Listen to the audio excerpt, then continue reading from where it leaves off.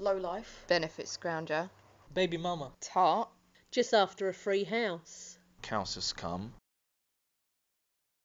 I think the media portrays them as, they take the minority that are unruly and everything and portray them as really bad, whereas I think the majority of them are actually, it was an accident and they're making the best that they can with it. At the end of the day, accidents happen, but as long as, I think they should get on the right track, not just have more kids. I think it's 50-50. Some of them go the wrong path and have more kids, where some of them try to get back on the right track.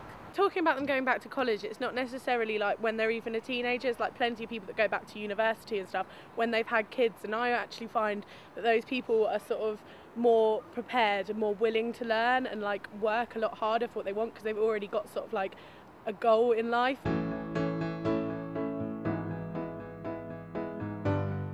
The first thing about being a teenage parent is that you don't ask to be a teenage parent. It's not something that you do on purpose, or you don't try to be irresponsible. It's not something that you're really thinking about. I was at college when I fell pregnant. I've got 2 children. I had my son at the age of 17. He's 4 now. His name's Morgan.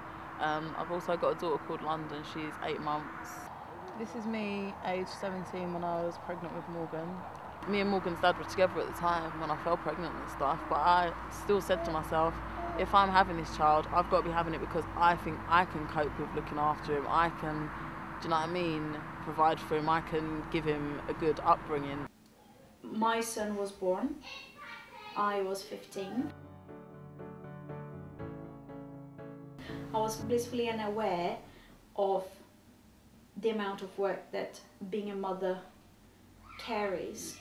I didn't have the financial responsibilities because my parents paid for everything, but I did have the regular responsibilities of any other parent, of waking up every night, every 3 hours at night, and breastfeeding and changing.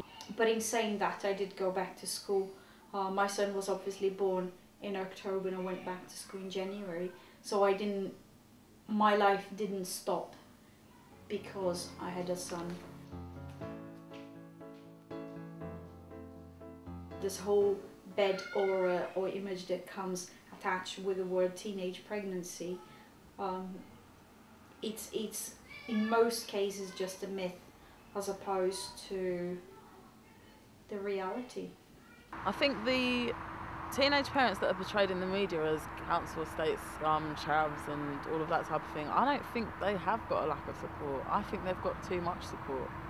I think it's the parents that sort of, you know, like my mum did give me a talking to when I got pregnant. She did give me a talking to. She didn't just say, oh, okay, whatever, do what you want. Of course she gave me a talking to, but I think the parents that are like that, I think their parents are too supportive in anything they do, like their child can never do any wrong. When I had Morgan, it was strange because I didn't really get all of the, oh my gosh, you're so young, you had him so young, because I hadn't been living at home since I was 15. So I've always had like quite a wise head on my shoulders. So I didn't have to deal with all of that sort of like, oh my gosh, you know, your child having a child.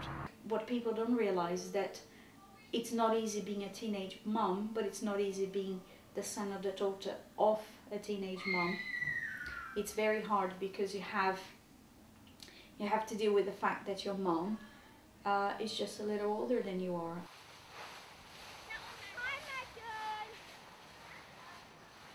I finished high school, I finished A-levels, and I was not sure what to do in university. I wanted to go to university, but my head was kind of like all over the place.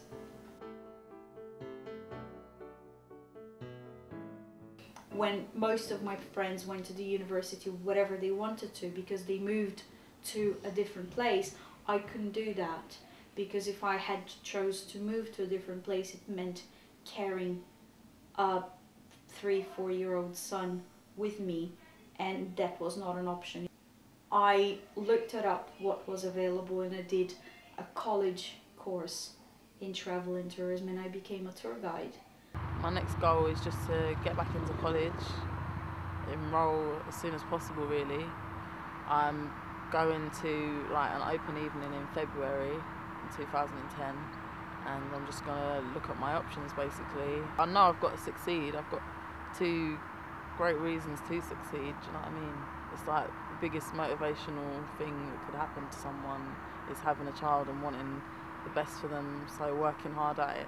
I've got now 4 kids. My oldest son is 22. Then I've got a daughter 12, a son 11, and a 9-year-old daughter. And I'm going back to university.